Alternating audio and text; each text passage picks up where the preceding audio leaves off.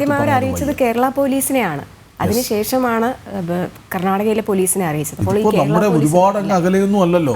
ഇപ്പോൾ ഹിമാചൽ പ്രദേശിലോ അസമിലോ ഒക്കെ ആണെങ്കിൽ വീണ്ടും നമുക്ക് പ്രശ്നങ്ങളുണ്ടെന്ന് പറയും. ഇത് കർണാടകയിലാണ്. നമ്മുടെ എനിക്ക് തോന്നുന്നു കാസർഗോഡ് നിന്ന് 280 കിലോമീറ്റർ മാത്രം അകലെ. വലിയ ഇടപെടൽ ഉണ്ടാകണമായിരുന്നു. അത് ഇല്ലാതെ പോയതിൽ വലിയ നിരാശ പങ്കുവയ്ക്കുന്നു. ഏതായാലും ഇപ്പോഴും പ്രതീക്ഷയുണ്ട്. നമുക്ക് ആനന്ദിലേക്ക് ഒന്നുകൂടി പോകാം എന്ന് തോന്നുന്നു. ആനന്ദ്, വളരെ സാധാരണ ഒരു കുടുംബം, അവരുടെ പ്രതീക്ഷകൾ ഇപ്പോഴും ഉയരത്തന്നെയാണ്. അവർ പങ്കുവയ്ക്കുന്ന ചില വാക്കുകൾ എടുത്തു പറയാതെ വയ്യ. ഞങ്ങളുടെ എൻ്റെ സഹോദരൻ അല്ലെങ്കിൽ എൻ്റെ ഭർത്താവ് ഇപ്പോഴും ജീവനോടെ അവിടെ ഉണ്ട്, അതിജീവിച്ച് വരാൻ കരുത്തുള്ളവനാണ് എന്ന പ്രതീക്ഷ അവർ പങ്കുവയ്ക്കുന്നു. മറ്റൊരു ആശങ്ക അവർ പറയുന്നത് എന്താണ്? ഞങ്ങൾക്ക് എന്ത് ചെയ്യാനാകും, ഞങ്ങൾക്ക് പോലീസിനെ അറിയിക്കാം, അതിനപ്പുറത്തേക്ക് എന്ത് ചെയ്യണമെന്ന് അറിയില്ലായിരുന്നു. സ്വാഭാവികമായ ഒരു സാധാരണ കുടുംബത്തിൻ്റെ MBA പോയി കണ്ടു എന്നൊക്കെ പറയുന്നുണ്ട്. അവരുടെ പ്രതീക്ഷ ഇപ്പോഴും വാനോളം തന്നെയാണ് അല്ലേ? തീർച്ചയായിട്ടും കൃഷ്ണരാജ്, ആ കുടുംബത്തിൻ്റെ പ്രതീക്ഷ ഉയരെ തന്നെയാണ്. കുടുംബത്തിൻ്റെ മാത്രമല്ല, ഈ നാടിൻ്റെ മുഴുവൻ പ്രതീക്ഷ അർജുൻ തിരിച്ചു വരുമെന്ന് തന്നെയാണ്. ഇപ്പോൾ നമ്മളോടുകൂടി ചേരുന്നത് അർജുൻ്റെ അയൽവാസിയാണ്. അർജുൻ തിരിച്ചു വരുമെന്ന് തന്നെയാണ് കുടുംബത്തിൻ്റെ പ്രതീക്ഷ. നാടും അത് തന്നെയല്ലേ പ്രതീക്ഷ?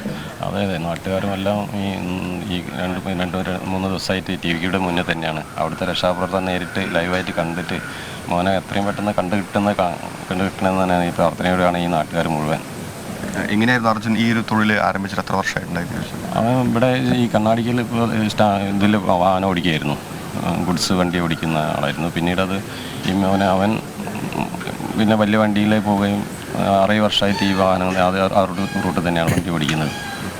ഈ ചെറുപ്പം മുതലേ കുടുംബത്തിൻ്റെ ഒരു ഉത്തരവാദിത്തം മുഴുവൻ തോളിലേറ്റിയിട്ടുള്ള ഒരാളാണ് അർജുൻ അല്ലേ? അതെ, ചെറുപ്പം മുതലേ പണിക്ക് പോകുന്നില്ല, ഒരു ഇതുമില്ല. അവന് ജോലി വിട്ടിട്ടുള്ള ഒരു കാര്യമില്ല. അവന് പ്രദേശത്ത് എല്ലാ ഈ സാമൂഹ്യ രംഗങ്ങളിലൊക്കെ വരികയും ചെയ്യും. അതേ സ്ഥാനത്ത് ജോലി വിട്ടുള്ളൊരു ഇതും അവനില്ലായിരുന്നു.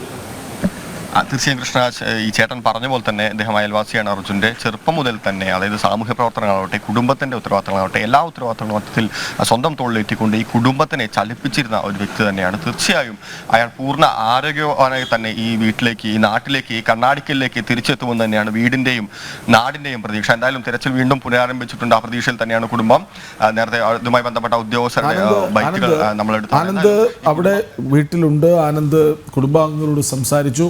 നമുക്കിതിലെ കുറച്ചുകൂടി ഒരു വ്യക്തത വേണം എന്ന് തോന്നുന്നു. കാരണം കർണാടക സർക്കാരിൻ്റെ അലംഭാവം വ്യക്തമാണ്. പക്ഷേ ഈ കുടുംബം പോലീസിനെ അറിയിച്ചല്ലോ, സ്വാഭാവികമായി അവർ നടപടിയിലേക്ക് പോകണമല്ലോ, സർക്കാർ സംവിധാനങ്ങളിലേക്ക് ഇത് എത്തണമല്ലോ. എപ്പോഴാണ് ഇവർ അറിയിച്ചത്? എപ്പോഴാണ് ഇവർക്ക് മറുപടി കിട്ടിയത്? തെരച്ചിലെപ്പോഴാണ് ഊർജിതമാക്കിയത്?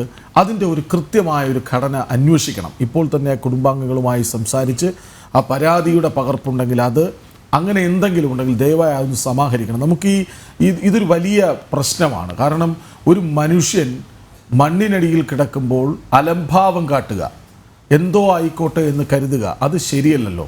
ഇതൊക്കെ ചൂണ്ടിക്കാട്ടപ്പെടേണ്ടതാണ്. നമുക്ക് ഈ കേരളം കാണിച്ച അലംഭാവം കൂടി ശ്രദ്ധയിൽപ്പെടുത്തേണ്ടതുണ്ട്.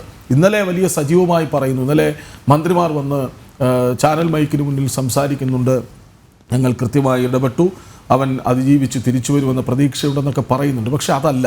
ഈ പരാതി കൊടുത്തത് എപ്പോഴാണ്, അല്ലെങ്കിൽ പരാതി വിളിച്ചു പറഞ്ഞത് എപ്പോഴാണ്, അവർക്ക് കൃത്യമായി അറിയാം. അതുകൊണ്ടാണ് അവർക്ക് മാത്രമാണ് അതറിയുക. ഈ കുടുംബാംഗങ്ങൾ അതുകൊണ്ടാണ് ഇത്രയും രോഷം പ്രകടിപ്പിക്കുന്നത്. അതായത് എന്തുകൊണ്ട് ഇവർ കോഴിക്കോടിൻ്റെ MK രാഘവൻ പറഞ്ഞിട്ടുണ്ടായിരുന്നു, ഞാനിത് അറിഞ്ഞത് മാധ്യമങ്ങളിലൂടെയാണെന്ന്. ഇതിനു മുൻപ് പോലീസ് സ്റ്റേഷനിൽ ഇവർ വിവരം അറിയിച്ചിട്ടുള്ള കാര്യം പറഞ്ഞു. അപ്പം അന്വേഷിക്കണം ആനന്ദ്. ഇനിയുള്ള മിനിറ്റുകൾ അതിനുവേണ്ടി മാറ്റിവെക്കണം. കാരണം എപ്പോഴാണ് ഈ സഹോദരി പോലീസിനെ വിളിച്ചറിയിച്ചത്? കൃത്യമായൊരു സമയം. അത് ചിലർക്കൊക്കെ അറിയാമായിരിക്കും, എങ്കിൽ പോലും നമുക്കത് കൃത്യമായി അവതരിപ്പിക്കുക എന്നുള്ളതാണ്.